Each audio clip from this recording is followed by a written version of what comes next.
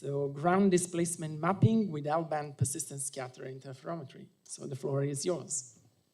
Thank you again. It's embarrassing to stand here again.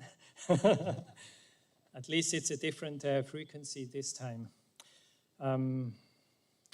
The work is on ground displacement mapping with L-band persistent scatter interferometry. Actually, it was also done to a large degree in this same project. This part was not considered really the very innovative new thing, but rather the more standard working approach. But in the end, it's definitely the element that showed all the excellent results which we keep using. So I can very much recommend that you look into L-band interferometry. So I will quickly say something about the data used, the methods, results, and conclusions and outlook. So we have a long record of working with L-band data. So over Switzerland, the situation is that we have L-band data primarily from the Japanese emissions, so JRS between 92 and 98. Some scenes, but you can still do quite nice work actually. And then Pulsar 1 strip map mode data between 0.6 and 11. We have small stacks. It also includes a longer baseline, so it's a little bit more challenging to work with it, but I will show a result. Then Pulsar 1 ScanSAR, the bursts are not really synchronized, but there are examples where it happens to be synchronized. So there are some nice results for some earthquakes, for example, and we looked into this, but for a more operational application, it's not really so suited because it's in general not synchronized. Then there's a Pulsar 2 strip map between 14 and still ongoing. So there are stacks for some areas in Switzerland. So you don't have very good stacks everywhere, but where you have stacks, it's very useful data. And the baselines are generally short enough, so smaller than 1 kilometer is very useful for L-band data. And then there's some Pulsar 2 ScanSAR data between 2014 and now. And there's a complete coverage of the Swiss Alps. The data is always synchronized starting from 2015. The stacks are small, so in descending orbits it's more than 10 scenes, and in ascending it's fewer than 10 scenes which were acquired, but we used this data and I will show some results. So here you see the coverage for the ScanSAR data over Switzerland. So in red, it's the descending geometry, which provided the larger stacks, and the smaller stacks for the ascending shown in blue. And the southern part, so the alpine part of Switzerland, is fully covered by these data sets. About the processing, we follow two different approaches. So we can either do the merging in map geometry, so you do a co-registration of SLCs and then interferogram generation per subswath, and then you geocode these differential interferograms and merge it and do then the further analysis like unwrapping and so on in the combined data set. Or you do the merging already at the SLC level. So this results in very large files, but it is still more convenient because it's fully consistent then. So in our software, we consider this as ScanSAR data with a single burst, and then that means we can use a lot of our tools that we have for ScanSAR data, interferometry, and so it's very standard then the processing. So in the time series analysis, I want to speak about some characteristics here, and I would generally recommend that people do this and not just give names because names are typically not so meaningful. S-bus means many different things, and so it's good to characterize a little bit what you really mean in your specific case. So here we use single pixel phases, for example, and we use both single reference and multi-reference stacks. So that depends on the number of scenes available. So for less than 10 scenes, we use the multi-reference stacks to have just more points in the regression analysis. And an early step in the processing is then to find suited candidates, and they are selected based on a spectral coherence criteria. So that means we favor point-like scatterers, and what we find is that the selection is very good, so many of the candidates will then make it to the final result and show very low phase noise over time. So it's more easy to develop the solution, and the time series are small, so intensity variability criteria are not so well applicable. We remove some linear trends in slant range and azimuth geometry. We think that relates mainly to processing as effects and not so much to ionospheric or atmospheric effects, but of course includes some of these. And we work with winter data only. We are interested to have coverage in the result up to higher elevations, and so winter data is affected by the presence of snow, so it decorrelates, and and even worse, it affects the phase, and so it's more robust to only select the summer data, summer and fall. In the case of short baselines and accurate DEM heights, it's actually possible to often operate only with a one-dimensional regression, so you don't estimate also DEM height or point height corrections, which makes it also more robust for small stacks. And we do this with our software, with the IPTA software. So in the point target candidate identification, we use the spectral coherence to identify point-like scatterers. Then the big next step is to get interpretable interferometric phases. So this includes the regression analysis to unwrap phases and estimate average displacement rates and residual phases. Then from these, we estimate atmospheric phase delays, including height or topography-related component, and more just turbulent component, which is estimated typically by using spatial filtering on the residual phase. And we do some iteration and quality control on this. The displacement rate accuracies depend mainly on the total time period covered, and not so much on how many scenes you have. Of course, also a little bit on the number of scenes, but having, for example, 7 years of data is very important. So that's better than 100 scenes over 1 year.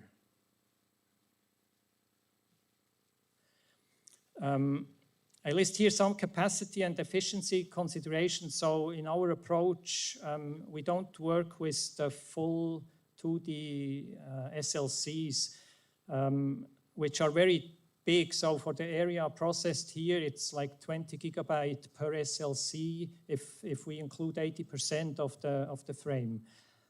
So we use a vector data format with only the point candidate lists and the phase values of these. So it reduces from the 20 gigabyte to 80 megabyte if we think of 10 million candidates. In the end, it was using more like 50 million candidates, but still you see the very big reduction of the size, and of course that also affects the efficiency of some steps. The regression analysis, unwrapping, checking of the unwrapping of residual phase, atmospheric phase delay estimation are all quite robust and efficient for L-band data, so it's more easy to process these data as a general comment than C-band or X-band data. because the error terms are typically small compared to a phase cycle, while it is at the level of a phase cycle or half a phase cycle or so with the other frequencies. Data volume and processing time was not found to be a problem. So the robustness depends a lot on initially selecting high quality candidates, and this was possible here. And to have short baselines and an accurate DEM also facilitates the processing, and we were also in the lucky situation that this was the case with these data sets and the DEM access we had. At L-band, the residual atmospheric phases are smaller than half a phase cycle, and so somehow easy to filter and integrate and so on. And the unwrapping is simpler and more reliable than at C-band. For the quality depends, of course, on your thresholds used in the processing. So you have the possibility to select phase standard deviation thresholds, and based on this, of course, you get a higher or lower accuracy. But generally, at L-band, of course, the sensitivity is lower, and so with the same phase error, you get higher displacement errors, but you can work with smaller thresholds, and so you can get to similar qualities, or you do a compromise and you get a slightly lower quality, but you get much better spatial coverage, including coverage in vegetated areas. So here the result, the displacement rate for one of the two descending tracks of the Pulsar 2 Scansar data over Switzerland is shown. So you see more or less a wall-to-wall coverage, and if you look into more details in small sections, what is striking as compared to our experience with C and X-band is that you really have also coverage for many of the forested areas.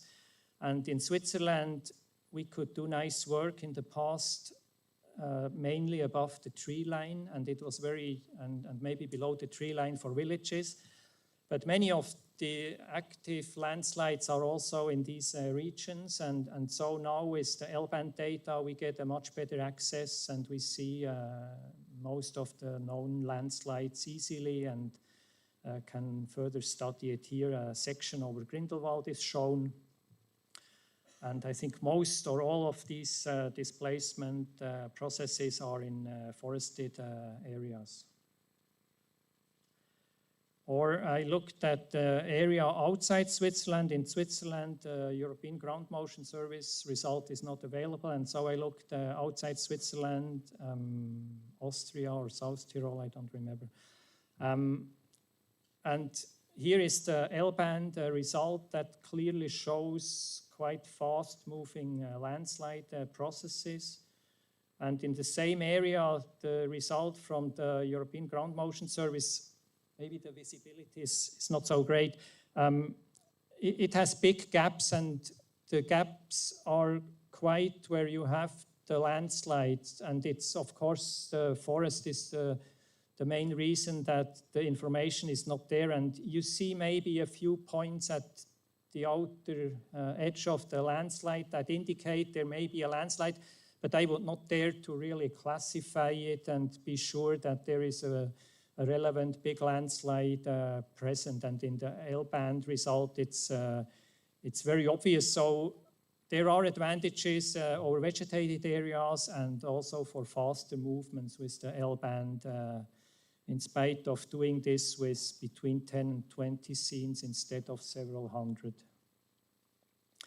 With Pulsar 1, the situation is a little bit more tricky. There's nice coverage only in ascending geometry, and the stacks are also smaller than 10 scenes. And so because of also the larger baselines, it's a little bit tricky to get to a result. But I got one. It was not validated fully and used, but it's also confirming the high potential of L-band data in general over alpine terrain showing here in detail, you see also many known landslides and rock glacier processes present. So compared to C-band, L-band, PSI shows better potential for faster and non-uniform motion and for vegetated areas. Using a small stack with less than 15 L-band scenes over more than 4 years, a very useful displacement map over the Swiss Alps could be generated. So that's a result that can be really used. PSI was found to be overall more straightforward at L-band, so the processing was rather simpler than with the Sentinel data, and phase error terms are small compared to a phase cycle, which facilitates filtering and unwrapping steps. In addition, coherence over vegetated areas is higher, and mainly we got a result there. As an outlook, Pulsar 3, so the next Japanese L-band SAR, will be in the same orbit as Pulsar 2, so slightly different modes, but you can possibly continue time series, which is very important concerning the accuracy of displacement rates that you estimate. NISAR, of course, will provide frequent global coverage, I think with 12-day repeat. Free and open access is also a very nice characteristic. So we see a very, very high potential there, and have only some questions. In some presentations you see 3 years mission and consumables for 5 years. So I hope it's at least 5 or more likely 10 years or so, because I think 5 years is the minimum that you really get the full potential for displacement mapping. And ROSE-L is also at the horizon. Besides, we should not forget there are other L-band sensors already in orbit, like SAOCOM and Chinese Luton-1. And they already provide results. So here you see a very nice interferogram with SAOCOM. You see rock glaciers, landslide. You see a lot of phenomena. It's, I think, 42-day difference or something, relatively short intervals, or good coherence and a lot of information.